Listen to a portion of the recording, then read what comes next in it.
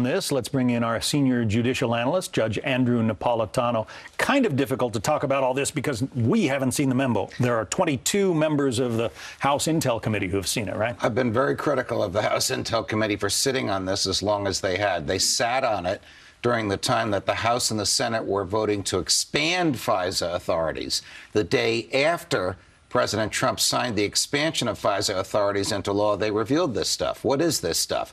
It apparently shows an abuse of FISA authorities. Translated, it shows we think, because none of us have seen it, except members of the House, it shows the use of raw intelligence data for political purposes. Congress should have known about that before it gave the people who abused this authority more authority. FISA is the Foreign Intelligence Surveillance Act. Yes, and guess what this is all about? Spying on Americans and using that material to embarrass, humiliate, or manipulate the Americans who were spied on. Spying on Americans without suspicion and without probable cause, but on the basis of a city block or an area code or a zip code or a telephone number. So we just heard Democrats and some others are complaining that if you release this to the public, then all of our sources and methods are going to get out there. Can that be true? So yes and no. This is a 4-page summary of raw intelligence data. Raw intelligence data is the information that the spy agencies actually collect, like a phone call or a text message or a series of these. When the Republicans prepared this, it was written by 3 members of the committee and Republican staff members, and it became apparent it was going to be released, the Democrats prepared their summary of the same raw intelligence data. Surprise, surprise, they come to opposite conclusions. So you have 10 pair of eyes, Republican eyes, looking at the same data, 10 pair of Democratic eyes looking at the same data.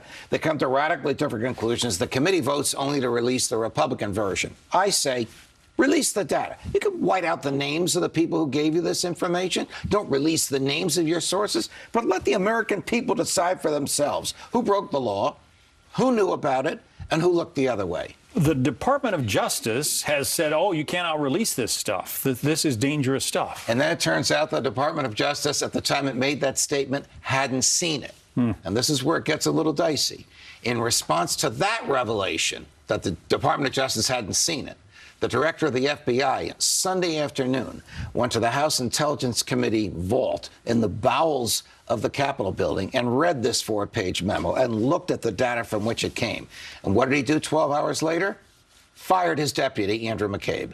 Yeah. They must have seen something there. This must have been the last straw with him with respect to McCabe, and they'd worked together for a long time. Well, and Andrew McCabe has been implicated in the Peter Strzok, Lisa Page memos about the group that was getting together to talk about what horrors would befall the nation if Donald Trump were elected president. Right. Also implicated in the decision to exonerate Mrs. Clinton on her email scandal. So the bottom line, this is the tip of, I don't want to say iceberg, but it is the beginning of a lot of government misbehavior, and we have the right to know about it. And members of Congress who have seen this memo have said that there's stuff in there that's worse than Watergate. I hope they're not exaggerating, because if they are, they're going to have egg on their face. But I do believe the American public has the right to see it. I ardently wish Congress had seen it before it voted to expand domestic spying powers on all of us.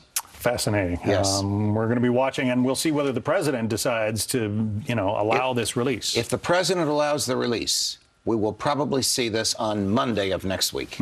Judge Andrew Napolitano, our chief judicial analyst. Thank you. Pleasure, John.